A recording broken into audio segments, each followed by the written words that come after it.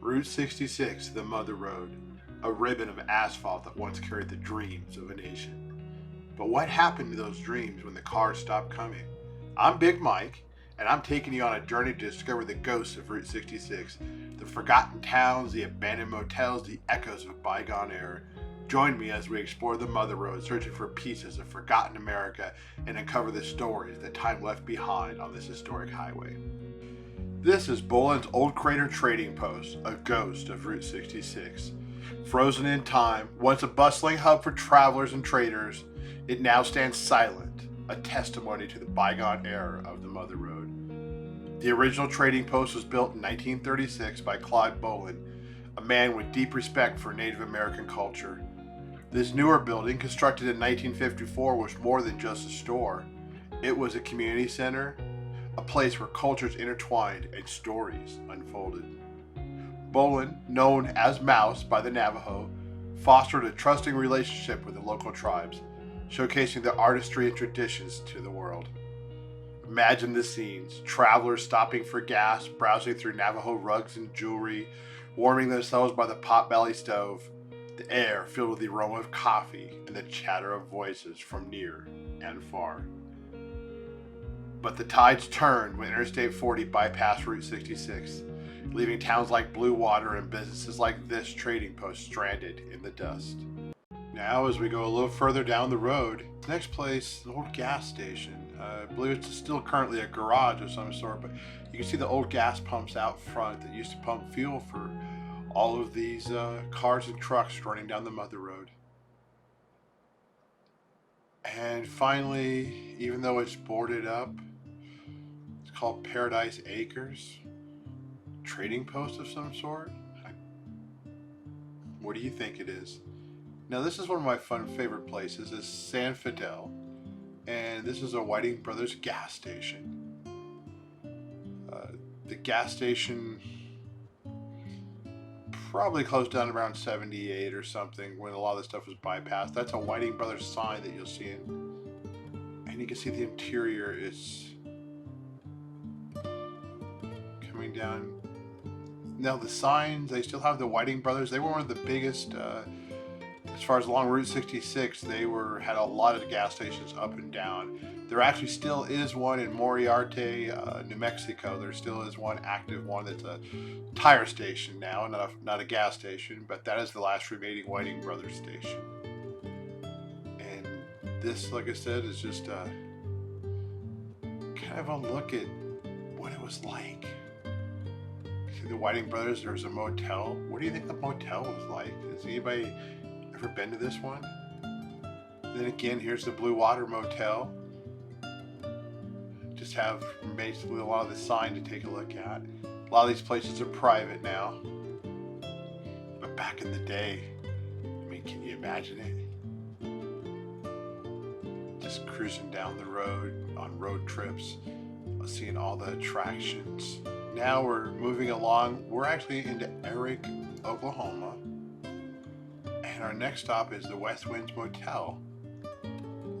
This was basically established in late mid-40s. That motel sign over there would actually have like a Bronco on it, and it lit up at night as a deal. And then this is just a little further down in Erick. But there's all these cool cars and trucks that are outside along with the windmills. Just kind of a reminder of what the open road's all about. I mean, look, we're just driving down Route 66, stepping back in time into America. That's what Route 66 is about, the history of the cars, the trucks, of the people who travel, the roadside attractions. And that's what I want to just show you a little bit of. This is the Chelsea Motel, established sometime between 1936 and 1939. Now just another faded memory along Route 66. Once a beacon for the weary traveler, now she stands abandoned, her paint peeling like a forgotten postcard, faded colors and worn edges, a relic of a bygone era. In the heyday of Route 66, motels like this were the lifeblood of small towns. Imagine families piling out of their cars, kids stretching their legs after a long day's drive. The Chelsea, with its neon sign glowing bright, promised a good night's rest and a hot shower. But times changed. In the 1950s, fancier motels popped up with pools and air conditioning, and then the Turner Turnpike came along in 1953, luring traffic away from Route 66. The Chelsea, like so many others, could not keep up. Hold on tight, folks, as we roll across the Pryor Creek Bridge, a relic of Route 66 Pass. This 123-foot steel giant carried Mother Road travelers way back in 1926. Imagine those Model Ts and touring cars roaming across this very bridge, their drivers filled with dreams of adventure. Back then, this was the only way to cross Pryor Creek on Route 66. But progress waits for no man, and in 1932, a new alignment bypassed the bridge, leaving it stranded in time. Today, it stands as a silent sentinel, a testament to the ever-changing landscape of the Mother Road. Come on, let's walk across this piece of history and feel the echoes of those bygone days.